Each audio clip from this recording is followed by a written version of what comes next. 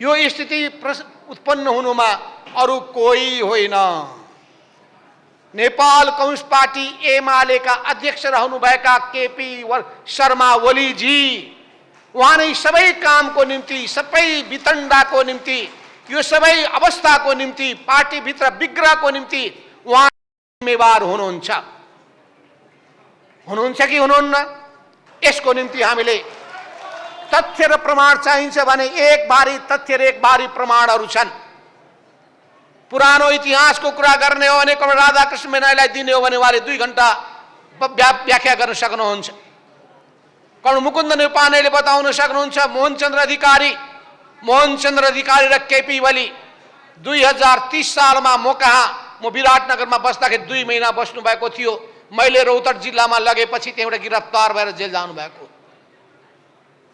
उहाँले बताउन सक्नुहुन्छ।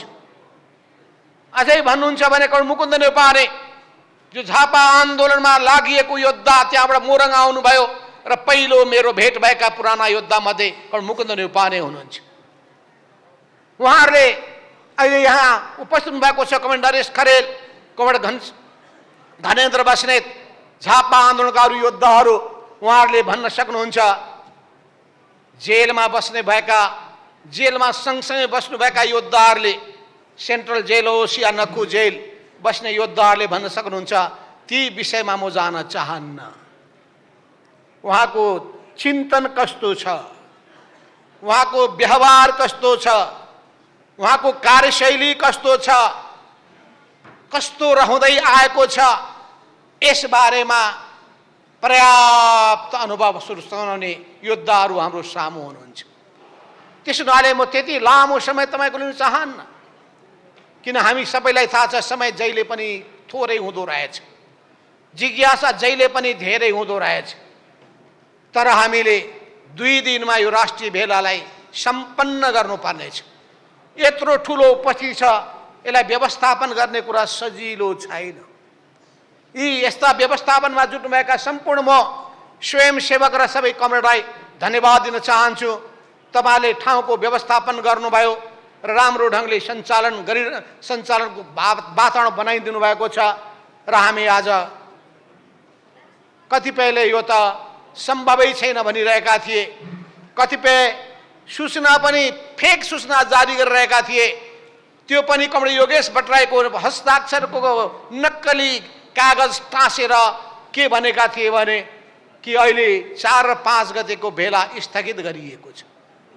म आफै पनि हेरेँ, होइन यो के पो आएछ, उहाँको नाम सही भएको कागज सही असली हो, फेरि त्यसलाई फोटोकपी गरेर अर्को ढङ्गले टाँसेर अनि अर्को समाचार बाहिर सम्प्रेषण गरिएको रहेछ।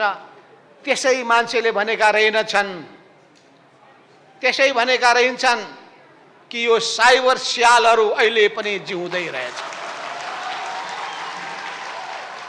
यो साइबर स्यालहरू अहिले पनि बाँचिरहेकै रहेछन्।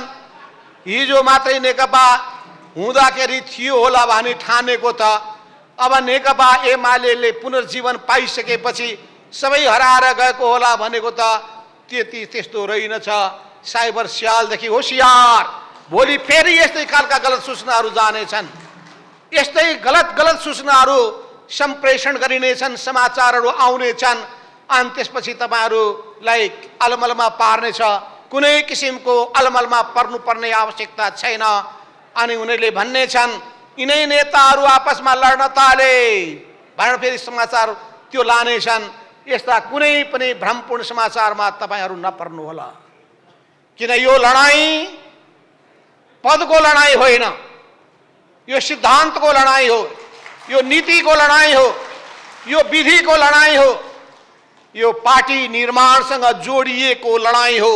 कस्तो पार्टी निर्माण गर्ने विषयसँग जोडिएको लडाई हो। त्यस हुनाले विचारसँग जोडिएको छ, उद्देश्यसँग जोडिएको छ, लक्ष्यसँग जोडिएको छ, यो इमानदारितासँग पनि जोडिएको छ, यो आन्दोलनप्रतिको निष्ठासँग पनि जोडिएको छ। यी सबैसँग जोडिएको हुनाले यसको अग्नि परीक्षा हुनेछ। त्यो अग्नि परीक्षामा हामी उत्तीर्ण हुन तयार छौँ, अरूलाई पनि चुनौती दिन्छौँ। यदि कम्युनिस्ट आन्दोलन अगाडि बढाउन चाहनुहुन्छ भने बताउनुहोस् कम्युनिस्ट आन्दोलन कसरी अगाडि बढ्छ। पहिलेको सन्दर्भमा धेरै चर्चा गर्न चाहन्। नभए 2071 सालमा केपी ओलीजी यो पार्टीको अध्यक्ष हुनु नै दुर्भाग्य हो भनेर कर्ण वामदेव गौतम अहिले पनि भन्दै हुनुहुन्छ। उहाँ अध्यक्षमा निर्वाचित हुनु नै दुर्भाग्यपूर्ण भयो र यो कम्युनिस्ट आन्दोलन ओह्रालो लाग्ने र अब नेकपा एमालेको अब सामुमा सङ्कटै सङ्कट अब निम्तिने भयो भन्ने धेरैलाई लाग्न थालिसकेको थियो। तपाईहरु सबैलाई थाहा छ त्यतिखेर हामीले कति लडेका थियौं पार्टीभित्र। यही हामी सबै स्थायी कमिटीका सदस्यहरू जिउँदा साक्षी छौं। बैठक बोलाउनका लागि हामीले उहाँसँग आग्रह गर्नुपर्ने, बैठक बोलाइदिनु पर्यो भनेर हामीले उहाँलाई अनुनय विनय गर्नुपर्ने यस्तो खालको अवस्था त्यतिखेर विद्यमान थियो। त्यसको निम्ति कतिचोटि हामीले चिठीहरू लेख्यौं, के फरक मतहरू दर्ज गर्यौं। ती दस्तावेजहरूको बारेमा व्याख्या गर्नलाई धेरै समय लाग्नेछ। कुन कुन मितिको बैठकमा के भएको थियो अघि कमरेड जेएनले व्याख्या गर्दाखेरि भन्नुभयो। त्यसरी त्यतिखेर पनि उहाँले कति पूर्वाग्रह राख्नुहुन्थ्यो। टिकट वितरणमा पूर्वाग्रह राख्नुहुन्थ्यो, नियुक्तिमा पूर्वाग्रह राख्नुहुन्थ्यो, कार्यविभाजनमा पूर्वाग्रह राख्नुहुन्थ्यो, कामको जिम्मेवारी दिने कुरामा पूर्वाग्रह राख्नुहुन्थ्यो र विभिन्न ढङ्गले उहाँले आफ्नो गुटगत क्रियाकलापलाई निरन्तर जारी राख्ने काम गर्नुहुन्थ्यो। गुटको सुरुवात उहाँले गरेको हो मदन भण्डारी फाउन्डेसनको नामबाट। तपाईहरु आफै जिल्ला जिल्लामा यसो साक्षी हुनुहुन्छ र पीडित पनि हुनुहुन्छ। यस अर्थमा तपाईहरु पनि पीडित, हामी पनि पीडित एक ठाउँमा भेला भएका छौं। त्यस हुनाले हाम्रो एकता बडो बलियो छ, किनभने यो सबैको पीडा व्यथा वेदना समान छ। मार मुङ्ग्री खानेदेखि लिएर अपमान सहनेसम्म, विधि प्रक्रिया मिच्नेदेखि लिएर पूर्वाग्रहपूर्ण व्यवहार गर्ने कुरासम्म यो सबै कुराको भुक्तभोगी तपाईहरु हुनुहुन्छ। यस अर्थमा तपाईहरुमा कुनै भ्रम छैन होला कि नेताहरू पदको निम्ति हानाथाप गरेका होलान् भन्ने परेको छैन होला।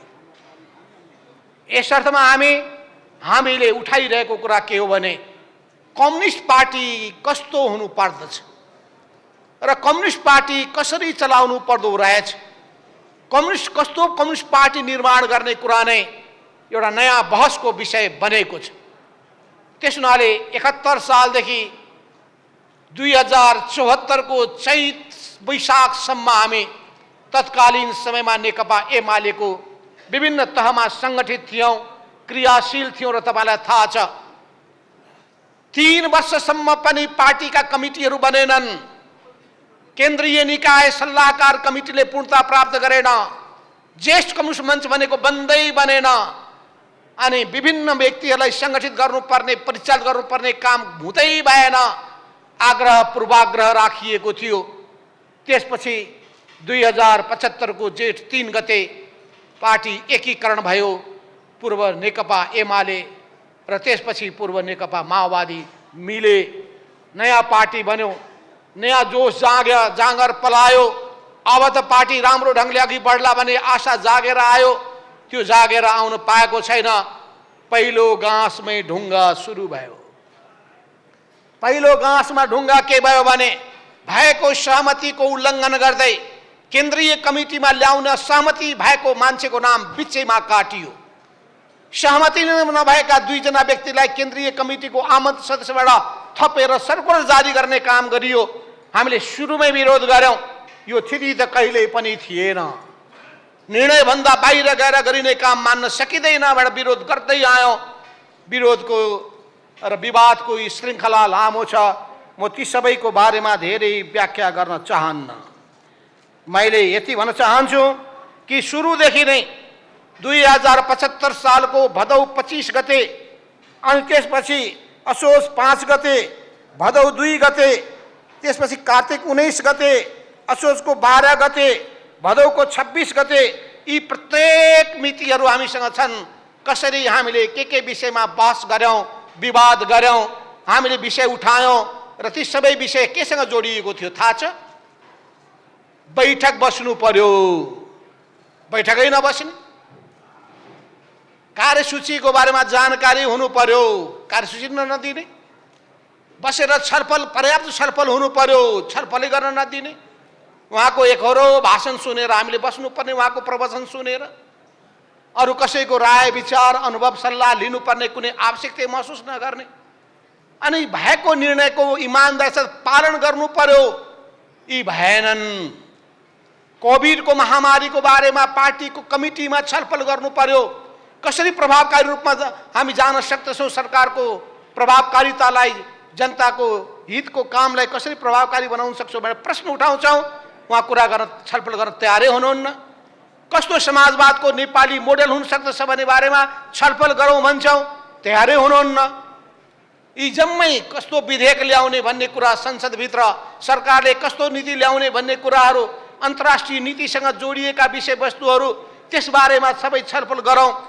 यी सबै विषयमा उहाँ कहिले पनि छलफल गर्न सहज रूपमा तयारै हुनु भएन। हो, यी सबैले सङ्कट ल्यायो। स्वाभाविक हो, जब कमिटी प्रणाली स्थापित हुँदैन, कमिटीको रूपमा त्यसले काम गर्दैन र एउटा व्यक्तिमा के आउँछ भने आई एम द पार्टी, म हुँ पार्टी, मै हुँ राष्ट्र, त्यस्तो मनस्थिति भइसकेपछि त्यसलाई के भन्छन् थाहा छ? त्यो प्रवृत्ति भनेको तानाशाही प्रवृत्ति हो। त्यो तानाशाही प्रवृत्ति, आफूलाई नै केन्द्रबिन्दुमा राख्ने प्रवृत्ति। त्यसो हुनाले सबै समस्याको जरो भनेको केपी ओलीमा भएको अहङ्कार, व्यक्तिवाद, गुटगत मनोवृत्ति, भजन मण्डलीको चाहना उहाँमा रहेको मूल पक्ष। उहाँ इमान्दार, उहाँलाई कार्यकर्ता चाहिएको छैन। उहाँलाई आलोचना मन पर्दैन, उहाँलाई सुझाव मन पर्दैन। त्यसो हुनाले यी सबै चिजले समस्या खडा गर्यो। त्यसो हुनाले हामीले भनेको कुरा के हो भने, हामीले उठाएको कुरा के हो भने, पार्टी एकतालाई तपाईँले स्वार्थ सिद्धिको साधन बनाउनु भयो। त्यो काम नगर्नुहोस्। पार्टी र कार्यदिशाको उल्लङ्घन गर्ने काम गर्नुभयो, त्यो पनि काम नगर्नुहोस्। जबजलाई तपाईँले थातीमा राख्नुभयो, जबज सिद्ध्याउने काम तपाईँले गर्नुभयो। तपाईँले समाजवाद जनताको जनवाद मान्नुभयो, तर जनताको बहुदलीय जनवादको बारेमा कहीँ अडान लिनु भएन, खुसुक्क हटाउनु भयो अनि हामीलाई तपाईँले त्यो थोपर्ने काम गर्नुभयो। आज तपाईँ जनताको बहुदलीय जनवादको बडो हिमायती भएर आफूलाई प्रस्तुत गर्न चाहनुहुन्छ।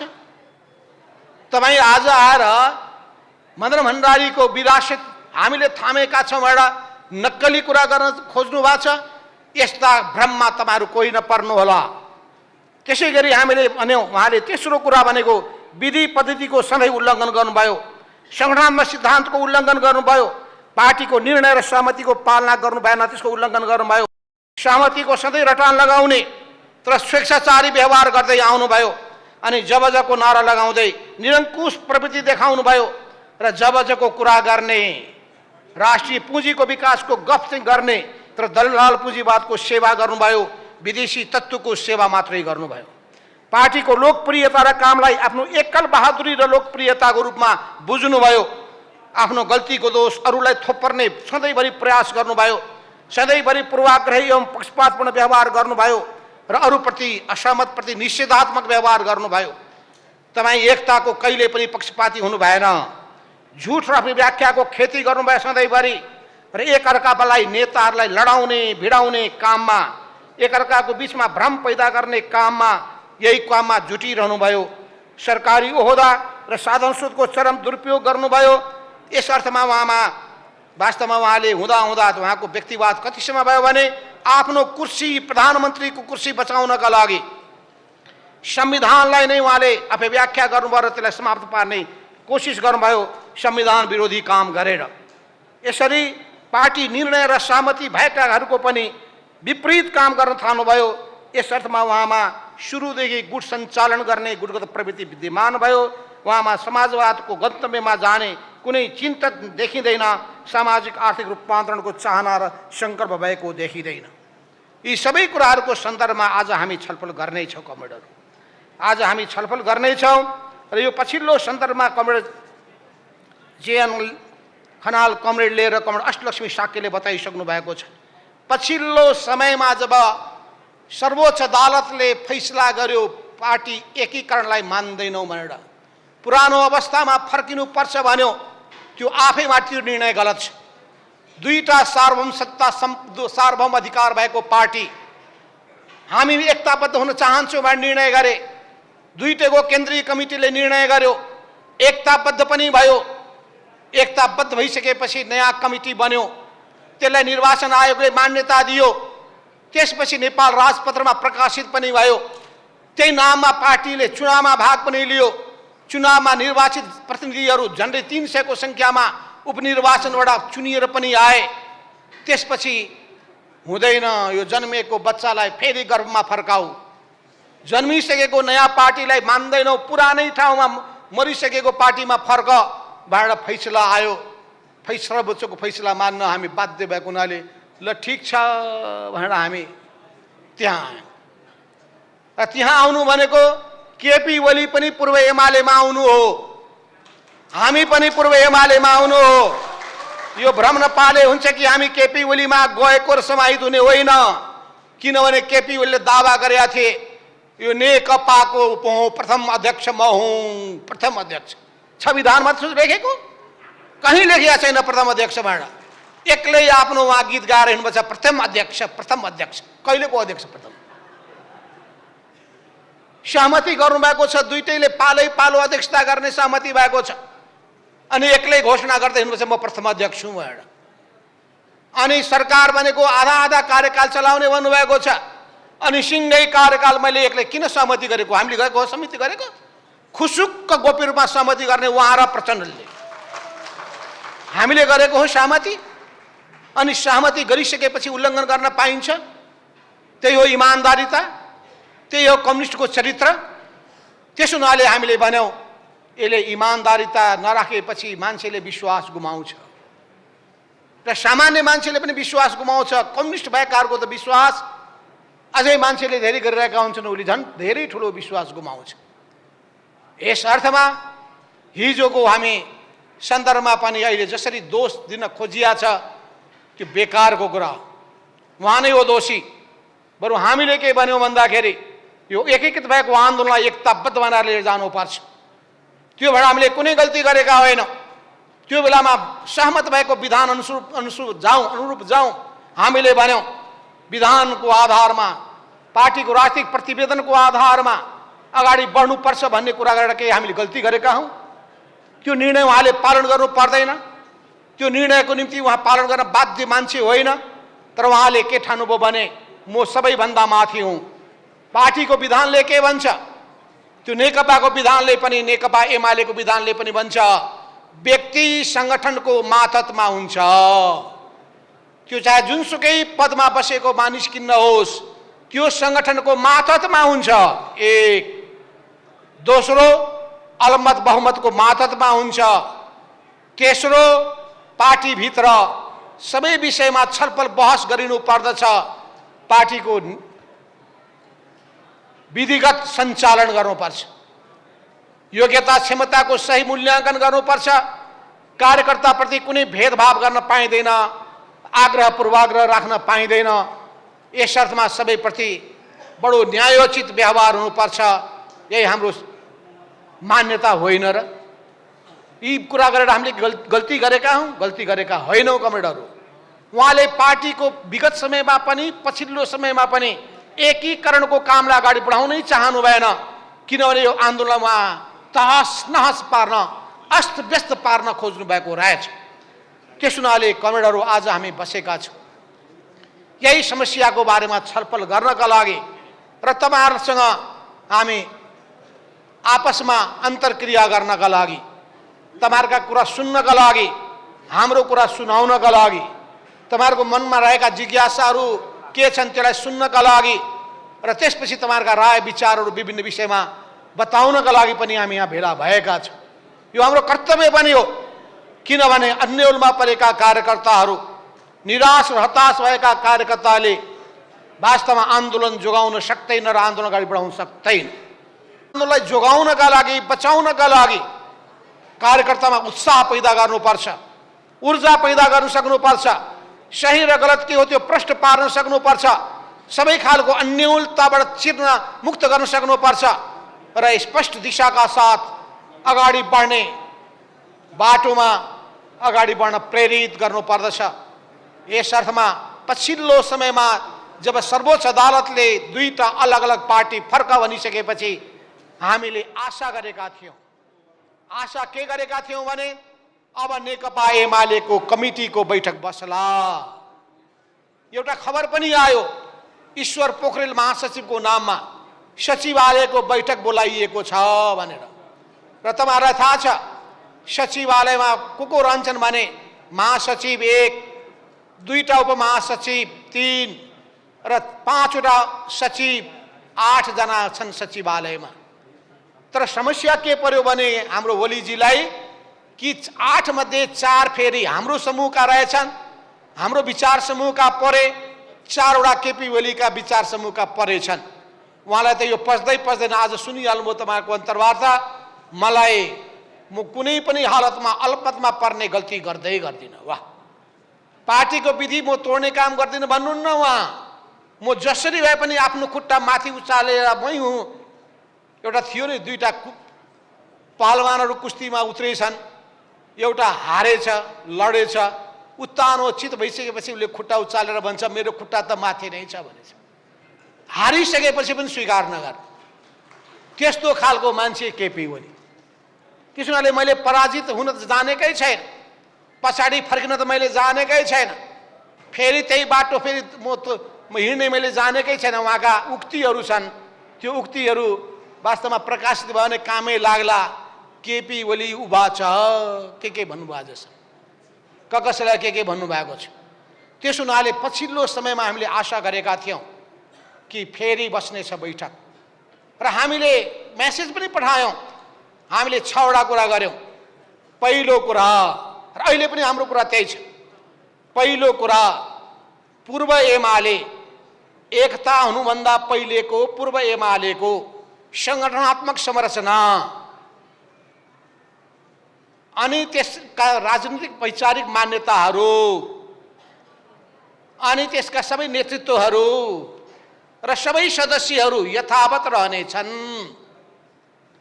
त्यहीँबाट प्रस्थान बिन्दु हुनेछ, त्यहीँबाट सुरु गरिनेछ। दोस्रो हामीले भन्यौँ अबदेखि पार्टीलाई विधि पद्धतिको आधारमा, संगठनात्मक सिद्धान्तको आधारमा सञ्चालन परिचालन गरिनेछ।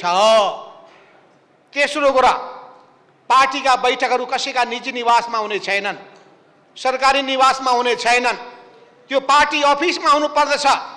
त्यसो हुनाले अबदेखि यो मान्छेमा अहंकार बढाउने भने पनि यो पनि हो। चौथो हामीले भन्यौँ फेरि एकताको सिङ्गो कम्युनिस्ट आन्दोलनलाई एकताबद्ध बनाएर लिएर जाने हाम्रो प्रयासलाई अगाडि बढाउनु पर्छ। र पाँचौं कुरा हामीले भन्यौँ कि यो सरकार वामपन्थीकै सरकारको रूपमा यसलाई अगाडि बढाएर लाने काम गर्नुपर्छ। र छैठौं हामीले भन्यौँ कि सरकार सञ्चालन गर्दाखेरि पार्टीको मार्गदर्शनमा सरकार चल्नु पर्दछ। यी बेठिक कुराहरू हुन्, यी 6वटा कुराहरू भन्ने कुरा के बेठिक कुरा हो। तर उहाँले के गर्नुभयो भने यसै बीचमा उहाँले 28 गतेका दिनमा एउटा गुटको भेला गर्नुभयो बालुवाटारमा। त्यो गुटको भेलाको बारेमा हामीलाई कसैलाई जानकारी छैन। कसैलाई एकजना पनि हामीसँग जोडिएका कमरेडहरू, केन्द्रीय कमिटीका सदस्यहरूलाई, स्थायी कमिटीका सदस्यहरूलाई, पदाधिकारीहरूलाई कसैलाई पनि थाहा दिएन। अनि सुटुक्क उहाँले आफूलाई मनपर्ने मान्छेहरूको भेला गर्नुभयो। त्यो भेलालाई विशेष केन्द्रीय कमिटीको विशेष बैठकको नाम दिनुभयो र त्यसलाई अङ्कको हिसाबले पूर्व एमालेको समयमा 9औं बैठक भएको थियो मात्र। त्यसपछि बस्नु पर्थ्यो 10औं बैठक। अहिले 7 गते चैतमा 12औं बैठक बोलाइएको छ। कहाँ गयो 10औं बैठक, 11औं बैठक? 9औं बैठक बसेको थियो पहिले, एकैचोटि 7 गते चैत 7 गते भनेर 12औं बैठक बोलाइयो। कारण के भन्दाखेरि उहाँले यस बीचमा 2टा कागजमा सही गराउनु भएको रहेछ, त्यो 10औं बैठक र 11औं बैठकको नाममा। र आफू खुसी त्यहाँ निर्णय गर्नुभयो त्यो विधानको संशोधन गर्ने।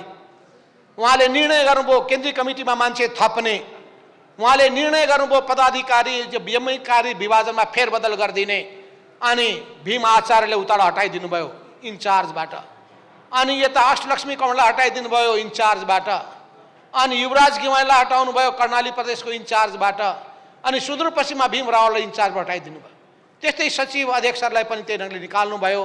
उहाँको तरिका त्यही हो। अरू पनि विभागका हामी इन्चार्जहरू सबलाई हटाइयो। यो सबै स्थितिले गर्दाखेरि हामी बहुत बडो चिन्तित भयौँ, दुखित पनि भयौँ।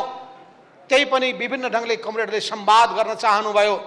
संवाद गरिसकेपछि केपीलाई दबाब पर्यो, बल्ल बल्ल उहाँको फोन आयो, बसौँ भन्नुभयो।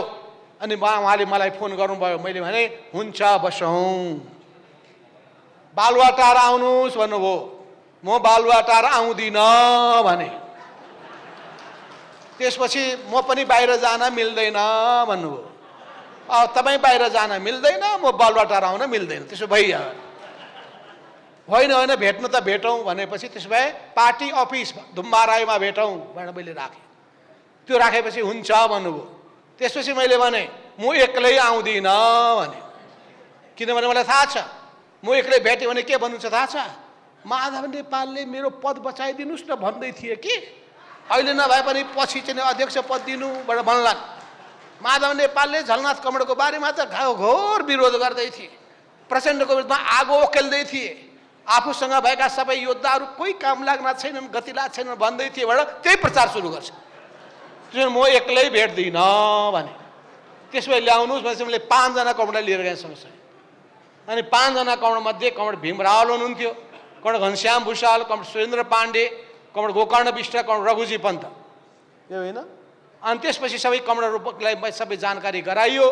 त्यही ठाउँमा बसिसकेपछि उहाँको कुराबाट उहाँमा दम्भ, 28 गतेको निर्णय उल्टिँदैन, बरु तपाईँहरूले मलाई सदस्यबाट पनि निकालेको हुनाले, 4 निकालेको हुनाले, त्यो पनि चट्टानमा बजारेको हुनाले देउता आएर मलाई बचाइदिए, नभए त म त खत्तम भइसकेको थिएँ।